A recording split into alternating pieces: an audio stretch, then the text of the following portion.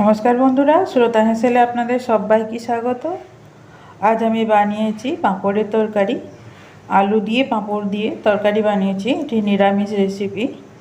যে কোনো নিরামিষ দিনে আমরা এভাবে আলু পাঁপড়ের তরকারি বানিয়ে নিতে পারি। সব দিন সবজি রান্না না করে আলু দিয়ে এই তরকারিটা বানালে খেতে খুব ভালো হয় আর একটু স্বাদেরও পরিবর্তন হয়। এখানে আমি খোসাসহ আলু রান্না করব আজকে। তাই আলুগুলোকে আমি কিছুক্ষণ ভিজিয়ে রেখেছিলাম। তারপর এটাকে পরিষ্কার করে ঘষে ঘষে ধুয়ে নিচ্ছি। আলুর গায়ে প্রচুর মাটি লেগে থাকে, তাই ভালো করে ঘষে ধুয়ে নিতে হবে। আর এই রেসিপিতে খোসাসহ আলুটা রান্না করলে তবে টেস্ট হয়। যে কোনো তরকারি দেখবেন খোসাসহ দিলে সেটা একটু খেতে ভালো হয়, নাহলে একটু চপসা টাইপের হয়। তো আজকে আমি খোসা সহ রান্না করব।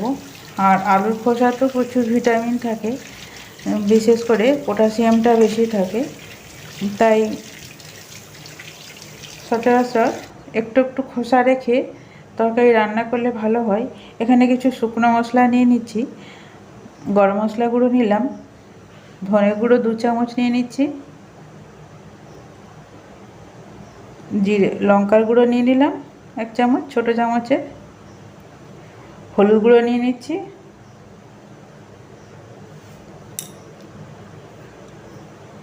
দিয়ে এটাকে জল দিয়ে আমি একটা পেস্ট তৈরি করে নেব। এতে মশলাটা ভিজে থাকবে আর একটু ফেঁপে মানে যেটুকু জলটা না টেনে নেবে, দিয়ে বাটা মশলার মতন তৈরি হয়ে যাবে। আবার একটু জল দিয়ে খুব ভালো করে মিশিয়ে এক সাইডে সরিয়ে রাখছি। এরপর ধুয়ে রাখা আলুটাকে দেখুন এরকম লম্বা করে কেটে নিয়েছি, আর ছোটও কেটেছি, যেমন ইচ্ছা কেটে নিতে পারেন, তবে খুব কুচি কুচি না করলেই ভালো হয়। এরকম বড় বড় পিস করে রাখতে হবে। এখানে টমেটো নিয়ে নিয়েছি আর কাঁচা লঙ্কা নিয়েছি। কাঁচা লঙ্কাগুলো মাঝে মাঝে ফেড়ে নিয়েছি। কড়াইটা আমি বসিয়ে দিয়েছি, গরম করতে দিয়েছি। কড়াইটাকে খুব ভালো করে গরম করে নেব। আর এদিকে কিছু ভাজা মশলা তৈরি করে নেব। জিরা নিয়েছি, ধনে নিয়েছি, গোলমরিচ নিয়েছি, আর গোটা গরম মশলা নিয়েছি, আর একটা নিয়েছি জয়িত্রী আর শুকনো লঙ্কা। কড়াটা গরম হয়ে গেছে, এরপর গ্যাসটাকে বন্ধ করে দিলাম, দিয়ে শুকনো মশলাগুলো দিয়ে নিচ্ছি, দিয়ে এটাকে খুব ভালো করে ভেজে নেব।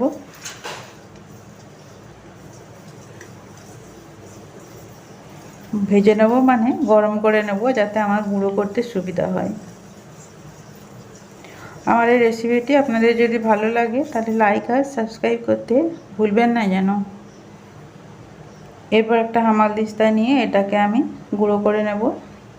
খুব মিহি গুঁড়ো করব না, একটু দানা দানা থাকবে। এখানে আমি সাদা তেল নিয়ে নিলাম, রাইস অয়েল। আজ রাইস অয়েলে আমি রান্নাটা করব। তেলটাকে আমি কড়ার চারদিকে ভালো করে বুলিয়ে নিচ্ছি।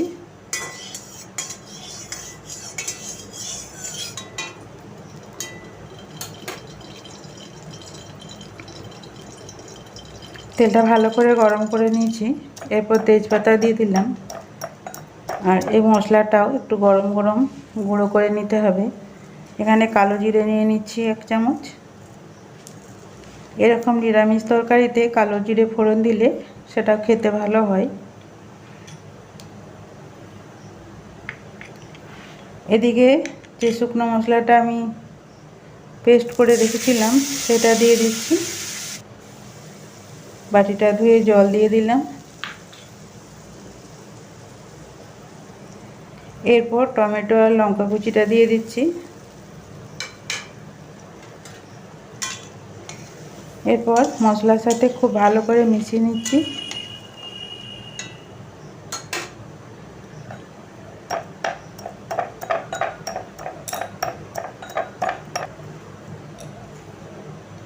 এই যে দেখুন, ঠিক এই রকম দানা দানা থাকবে।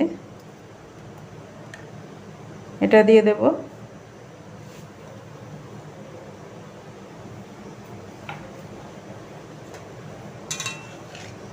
দিয়ে আবারও একটু ভালো করে মিশিয়ে দিচ্ছি।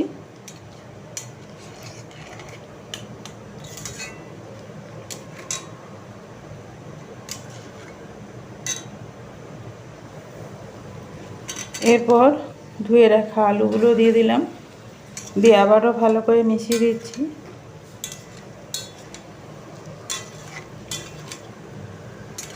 এই রান্নাটা খুব কম তেলে হয়ে যায়।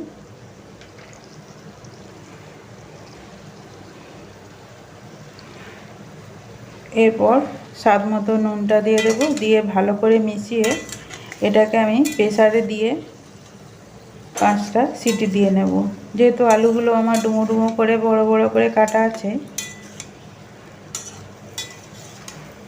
নিরামিষ এই রেসিপিটি রুটি লুচির সাথে খেতে খুবই ভালো লাগবে, আর গরম ডাল ভাতের সাথেও খাওয়া যাবে।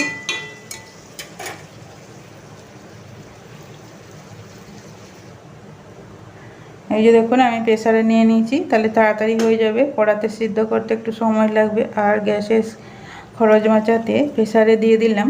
আর প্রেসারে দিলে তরকারির স্বাদটাও ভালো হবে। এরপর আরও 1 গ্লাস জল দিয়ে আমি প্রেসারে দিয়ে দিলাম। এরপর এতে আমি 5টা সিটি দিয়ে আমি রেখে দেব, ঠান্ডা হতে দেব।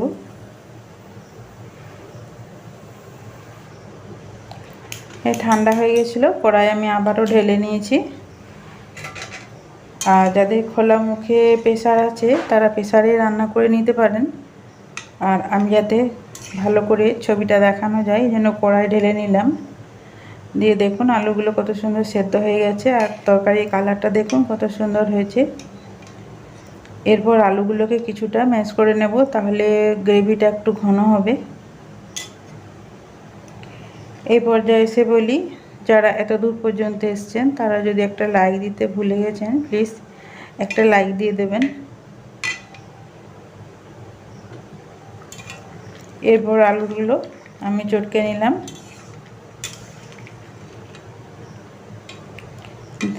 চটকে দেখুন গ্রেভিটা ঘন হয়ে গেছে।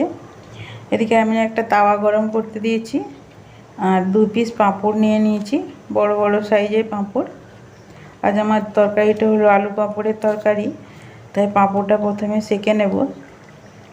সেঁকে নিলে এটা কাঁচা থাকবে না, আর জলদি রান্না হয়ে যাবে, আর এটা মুচমুচে হয়ে যাবে, আর খেতেও ভালো লাগবে। তবে তেলে না ভাজাই ভালো, চাইলে আপনারা তেলেও ভেজে নিতে পারেন। আর যেহেতু কম তেল মশলায় রান্না, তাই তাওয়াতেই আমি এরকম দেখুন এইভাবে চেপে চেপে সেঁকে নিচ্ছি, তাহলে সব জায়গায় সুন্দরভাবে সেঁকা হয়ে যাবে, কোনো জায়গায় আর কাঁচা থাকবে না। এরকম খুন্তি করে চেপে চেপে তাওয়াতে দিয়ে সেঁকে নিলে সুন্দরভাবে সেঁকা হয়ে যাবে।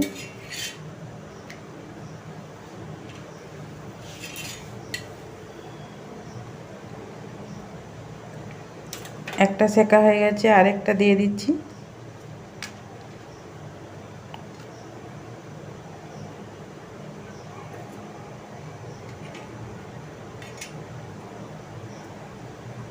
এরকম চাপ দিয়ে দুটোকে খুব ভালো করে সেঁকে নিয়েছি। এরপর ঠান্ডা হলে এটা মুচমুচে হয়ে যাবে। এরপর ভেঙে ছোট ছোট টুকরো করে, এদিকে আমি রুটি করছিলাম তাই হাতের মধ্যে আটা লেগে আছে। এই রুটি দিয়ে আজকে আমরা এই তরকারিটা খাবো। এরপর ওপর থেকে পাঁপড়গুলো দিয়ে দিচ্ছি।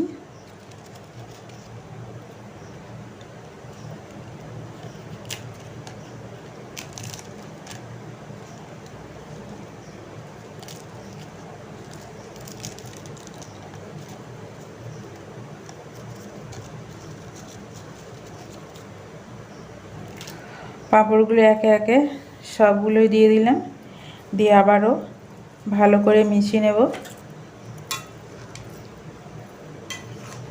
আর দেখুন তরকারি আলুটা চটকে দিতে কত সুন্দর হয়ে গেছে, কতটা ঘন হয়ে গেছে। সকালের দিকে ব্রেকফাস্টের সময় এরকম আলু পাঁপড়ের তরকারি লুচি বা পরোটার সাথে আমরা বানিয়ে নিতে পারি।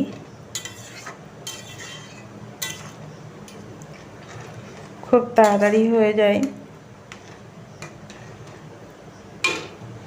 খুব ভালো করে মিশিয়ে নিলাম। এরা আবার আমি 2 মিনিট ফুটিয়ে নেব এটাকে।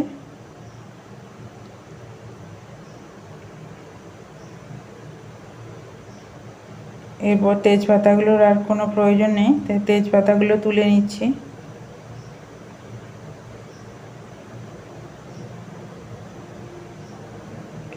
আলু পাঁপড়ে খুব সুন্দরভাবে মিশে গেছে।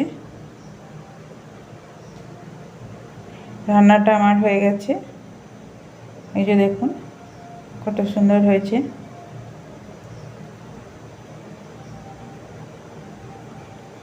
নিরামিষ আলু পাঁপড়ের তৈরি আমার আলু পাঁপড় রান্না আমার রেডি।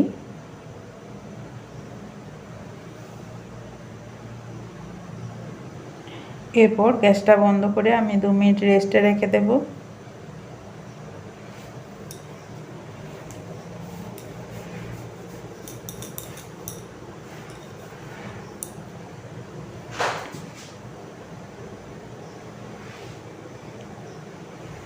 আমার এই রেসিপিটি ধৈর্য ধরে দেখার জন্য আপনাদের অসংখ্য ধন্যবাদ।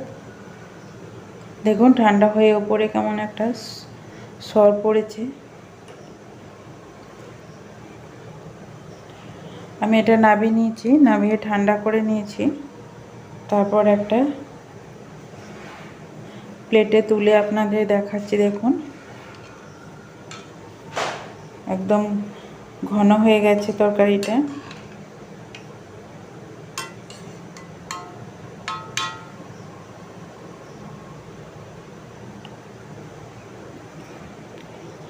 একটা প্লেটে আমি তুলে নিয়েছি, তুলে আমি ঠান্ডা করে নিয়েছি। এরপর আমরা খাবো।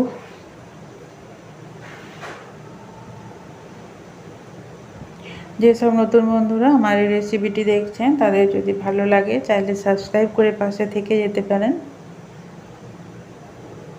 আপনারা সবাই ভালো থাকবেন।